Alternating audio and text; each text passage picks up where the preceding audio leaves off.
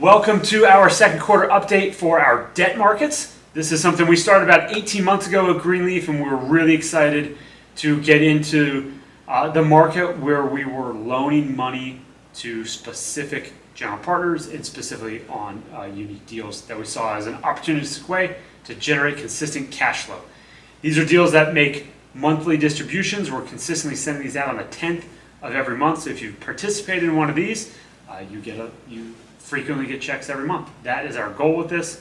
All of the loans that we have made are currently paying, and they are all performing well. So we're going to go into what we're seeing in the market here, why we think we have some more runway with this, and just opportunities that are coming up in the space right now. Yeah, I mean, while banks are somewhat out of the market, and when I say banks, we're kind of generically saying banks, meaning banks, credit unions, the big financial institutions, et cetera, et cetera, et cetera, people that lend money are just kind of out right now. Even like the single family flipping world and like the hard money world, like most of those lenders are out. And a lot of the reason why they're out is they lent so much money. We were talking about on one of the previous discussions that 2021 and 2022 were such high transaction volume years. They lent so much money in those years. And then the market kind of normalized, went back to normal transaction levels. And as a result of that, their books are kind of frozen, that meaning that they can't get loans off their books and their lending capacity is not increased. Therefore, if the bank can only lend $100 million out, they lent all that money out in 21 and 22, and now they're just kind of stuck until deals sell or trade or refinance, and all the banks are stuck, so you can't really go anywhere else. Yeah, and there's not more liquidity being created. Yeah, when we talk to our bankers, kind of like, look, we're pregnant with the deal until it sells. Yeah. Right? They want to see that stuff turning over, and it hasn't turned over as much. So even when we're out looking to buy deals on the buy side, we're using banks, and it's a really long process to get to the finish line. We had a recent deal where we went through like 70 different banks to get some offers. 70, 7-0. Yes, a lot of bank review to get through and get a deal done. So on that side of things, like there's some challenges with that on the buy side, but on the debt side, what we're doing, it's created a lot of opportunity. We can go in and it's kind of like $1 to $3 million debt offering range, and get out there and be significantly quicker than what else is out there, and then actually do it. Yeah, I mean, a traditional bank is going to take really close to 90 days from the day you show it to them, the day they can potentially close. It may mean a little bit longer. When we can really take a look at a deal within a week, really have a deep enough dive in it to understand it, the next week go out and visit it, and really start a fundraising process and fund within like 40 days. So our cycle is probably more like 50 to 60 days when a traditional bank is 90 to 120. So it just puts us in a better position. And we also don't have the stiffness that a bank has when it comes to like charging points and needing all the kind of the regulatory overhead in the bank structure. So we can close more efficiently, and frankly we're cheaper to close on the front end, and people can pay us off sooner if they want to. And so it's usually a better position for a borrower to be in.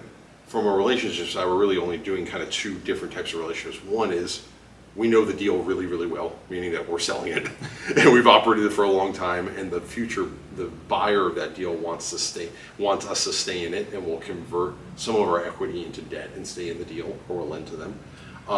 The alternative is that it's someone in Dave and I's network that is a developer, that is a general partner, that we know the person really well, and we can lend money to their business and enable them to keep going.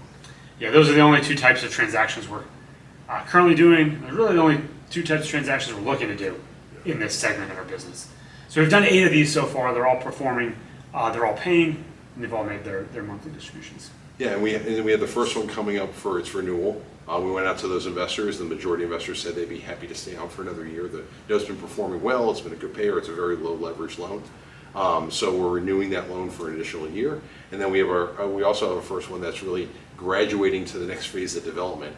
One of the deals out in Texas, the horizontal entitlement process is nearing completion, and we're going to start working with them to go vertical. So we'll be putting together a package for that pretty soon in the fall. So some things we're looking to not do, really, multifamily for the most part, they have Fannie and Freddie. They're still active. It's still very much like funds that segment. And also, that's also where if you look at market sentiment, people are still very bullish, and banks are still there. So it's really the other types of deals where the opportunity or the slowness exists that we can get in. So that's kind of, when we're looking at, opportunities, like we'll look at the other stuff outside of multifamily.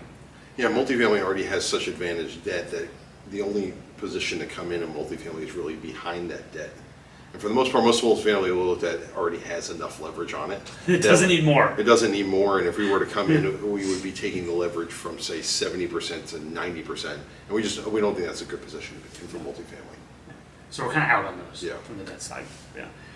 All right, so overall, again, distributions go out on the 10th of the month in our debt world. It is a monthly distribution. It follows a lot of our retail cycle where we are investing in stuff that we know will have consistent cash flow and consistent distributions, in this case monthly. However, your quarterly reports are in the Agora platform. You can log into your investor portal and see all of them. They are there. We also have a live Q&A that we're doing at the end of this quarter that you can certainly participate in. We'll be covering debt and other opportunities that are out there. And then lastly, we have our goal day, which is on July 24th. If you've never been to it in person, it's a great day of planning out what's going to happen, celebrating some wins, and then setting goals for the upcoming quarter and upcoming year. If you can participate in that, Eric Weir, one of our good friends, is also speaking at that. So I invite you to come to that here at our corporate office. Thanks.